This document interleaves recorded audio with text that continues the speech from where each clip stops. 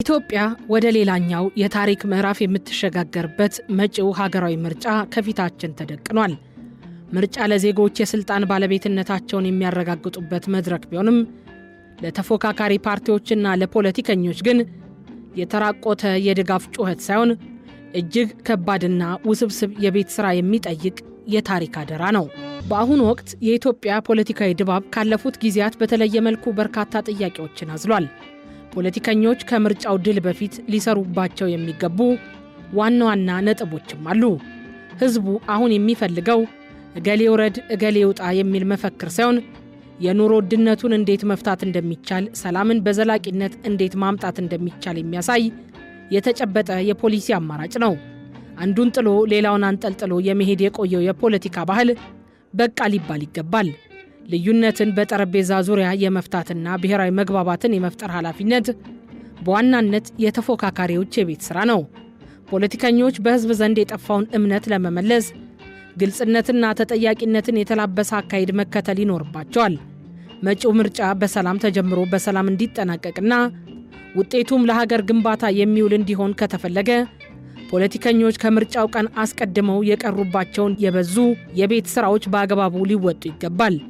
ዲሞክራሲ ከአንድ ጀንበር ልፋት የሚገኝ ውጤት ሳይሆን እንደ አንድ ውድ ተክል በየቀኑ ውሃ እየጠጣና እየተኮተኮተ የሚበቅል የሂደት ውጤት ነው። የዚህ ተክል ዋና ማሳያና የጤናማነቱ መለኪያ ደግሞ ነፃ፣ ፍትሐዊና ተአማኒ ምርጫ ነው። ምርጫ የዜጎች የስልጣን ባለቤትነት የሚረጋገጥበት፣ የሕዝብ ድምፅ የሚሰማበትና የወደፊት ዕጣ ፈንታችን የሚወሰንበት ነው።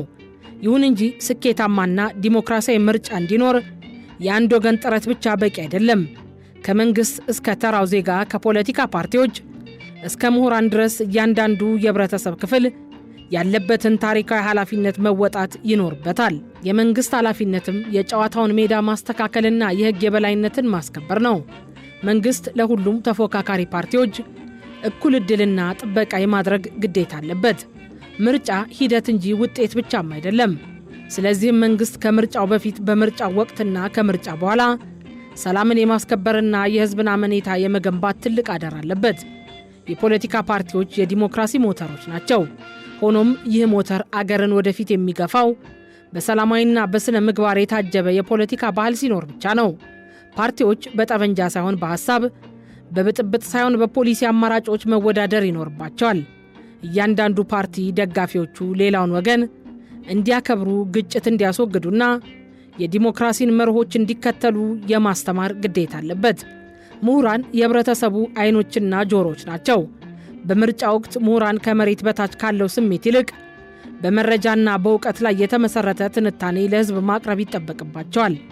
የፖለቲካ ፓርቲዎችን ፕሮግራም በመተንተንና ጠቃሚነታቸውን ለሕዝብ በማብራራት ዜጎች የተሻለ ውሳኔ እንዲሰጡ መርዳት አለባቸው። የምርጫው ባለቤት ራሱ ዜጋውም ነው። ዲሞክራሲ የሚጀምረውም የሚጠናቀቀውም በዜጎች ንቁ ተሳትፎ ነው። ድምፅ አለመስጠት የራስን ዕድል ለሌሎች አሳልፎ መስጠት ነው። እያንዳንዱ ዜጋ መብቱን ተጠቅሞ በምርጫው መሳተፍ አለበት። ምርጫ የጥፋት ሳይሆን የልማት፣ የውዝግብ ሳይሆን የመፍትሄ መጀመሪያ እንዲሆን ሁላችንም የድርሻችንን እንወጣ። ዲሞክራሲ እንዲያብብ የምርጫው ስኬታማነት የግድ ነው። ለዚህ ደግሞ የሁላችንም ኃላፊነት ከምንም በላይ ዋጋ አለው ሲል አሃዱ አቋሙን ይገልጻል። ኢትዮጵያ ባለፉት ረዥም ዓመታት በፖለቲካ ውጣ ውረዶች ውስጥ አልፋለች።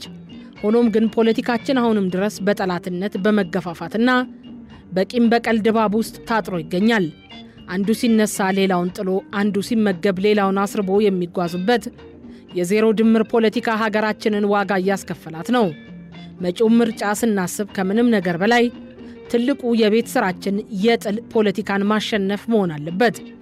ጥል ባለበት ስፍራ ልማት የለም። ጥላቻ በነገሰበት ምድር ሰላም የውሃ ሽታ ሆኖ ይቀራል። ፖለቲካ ማለት የሐሳብ ፍልሚያ እንጂ የሰዎች ግብግብ መሆን የለበትም። ዲሞክራሲን ለመገንባት በምናደርገው ጉዞ ላይ እንደ ትልቅ እንቅፋት ተደቅኖብን ያለው ጉዳይ የጥል ፖለቲካ ነው። ፖለቲካ ማለት ሀገርን የማስተዳደር ጥበብ፣ የሐሳቦች ፍልሚያና የተሻለ አማራጭ የማቅረብ ሂደት መሆኑ ቀርቶ በብዙዎች ዘንድ የመጠፋፋት፣ የቂም በቀልና የጥላቻ መድረክ ሆኖ ቆይቷል። ልንወያይበት የሚገባው እውነት ቢኖርም ከጥል ፖለቲካ ርቀን ወደ የሐሳብ ፖለቲካ መሸጋገራችን ምርጫ ሳይሆን የህልውናችን ጉዳይ መሆኑን ነው። ጥልን መሰረት ያደረገ ፖለቲካ ተቃዋሚን እንደ ጠላት ነው የሚያየው። እኔ ከሌለው በሚል እሳቤ የሌላውን ወገን ህልውና ለመደምሰስ ይጥራል። ይህ አካሄድ ባለፉት ዘመናት ምን አመጣልን ብለን ብንጠይቅ መልሱ ግልጽ ነው። በዜጎች መካከል መጠራጠርና መከፋፈልን ፈጠረ። ተቋማዊ ግንባታን አዳከመ። ሀገራዊ ሰላምን አናጋ። ፖለቲካን እንደ ጦርነት የምናየው ከሆነም በጦርነት ውስጥ ደግሞ ሁልጊዜ ተሸናፊ አለ። በዲሞክራሲያዊ ምርጫ ውስጥ ግን ዓላማው አሸናፊና ተሸናፊ መፍጠር ሳይሆን ለሀገር የሚበጅ የበላይ ሐሳብ ማምጣት ነው። ወደ ሐሳብ ፖለቲካ መሸጋገር ማለትም በስሜት መነዳትን አቁሞ በምክንያት መመራት ነው። ፖለቲከኞች ስለ ግለሰቦች ማንነትና ድክመት ከማውራት ይልቅ እንዴት ድህነትን እናጥፋ፣ እንዴት የትምህርት ጥራትን እናረጋግጥ፣ እንዴት የፍትህ ስርዓቱን እናሻሽል፣ እንዴት ለወጣቱ የሥራ ዕድል እንፍጠር በሚሉ ነጥቦች ላይ አማራጭ ፖሊሲዎችን ይዘው መቅረብ አለባቸው። ዜጋውም ድምፁን የሚሰጠው ለሕይወቱ ለውጥ የሚያመጣ ሐሳብ ላቀረበው ወገን መሆን አለበት። ፓርቲዎች የሰላማዊ ትግል ባለቤት መሆን አለባቸው። የጥላቻ ንግግርና የሐሰት መረጃን እንደ ፖለቲካ መሳሪያ መጠቀም የሀገርን መሠረት ማፍረስ መሆኑን መረዳት ይኖርባቸዋል። በጠመንጃ ሳይሆን በብዕር፣ በጡንቻ ሳይሆን በሐሳብ መወዳደር የሰለጠነ ፖለቲካ መገለጫ ነው። ሚዲያዎች ለጥል ፖለቲካ ማራገቢያ መሆን የለባቸውም። ይልቁንም የሐሳብ መድረኮችን በማመቻቸት የተለያዩ የፖሊሲ አማራጮች እንዲተነተኑና ሕዝቡ እንዲረዳቸው የማድረግ ታሪካዊ ኃላፊነት አለባቸው። ምሁራንም ከወገንተኝነት ወጥተው በእውቀት ላይ የተመሠረተ ትንታኔ ለሕዝቡ ማቅረብ ይጠበቅባቸዋል። እያንዳንዱ ዜጋ የሰላም ዘብ መሆን አለበት። ፖለቲከኞች በሚያቀርቡት ስሜታዊ ንግግር ከመጋለብ ይልቅ ይህ ሐሳብ ለሀገሬና ለልጆቼ ምን ትርፋለሁ ብሎ መጠየቅ የዲሞክራሲ መሠረት ነው። ልዩነትን በንግግርና በውይይት የመፍታት ባህልን ማዳበር አለብን። የጥል ፖለቲካ ጎረቤትን ከጎረቤት፣ ወንድምን ከወንድም እንዲጠራጠር አድርጓል። ልዩነትን እንደ ጸጋ ከማየት ይልቅ እንደ ስጋት እንድንቆጥር አድርጎናል። ወጣቱ ትውልድ በፖለቲካ ስም በሚካሄዱ ግጭቶች ምክንያት ትምህርቱንና ሕይወቱን እንዲያጣ ምክንያት ሆኗል።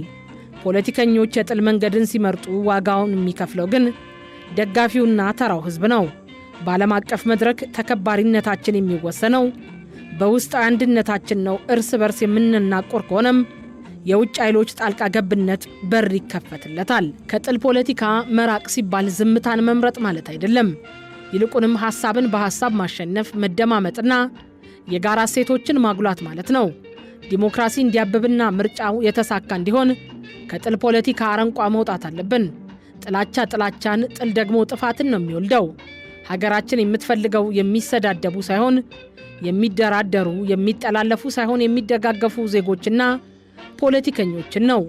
ወደ ሐሳብ ፖለቲካ መሸጋገራችን ለኢትዮጵያ የነገ ተስፋ፣ ለልጆችም የምትመች ሀገር ለማስረከብ የምንከፍለው ትልቁ ዋጋ ነው። መጪው ምርጫ የጥላቻ ሳይሆን የውድድር፣ የጥል ሳይሆን የውይይት መድረክ እንዲሆን ሁላችንም ኃላፊነት አለብን። ፖለቲካም ለሕዝብ አገልግሎት የሚቆም እንጂ ሕዝብን የሚበላ መሆን የለበትም ሲል አሃዱ አጽንኦት ይሰጠው ይላል።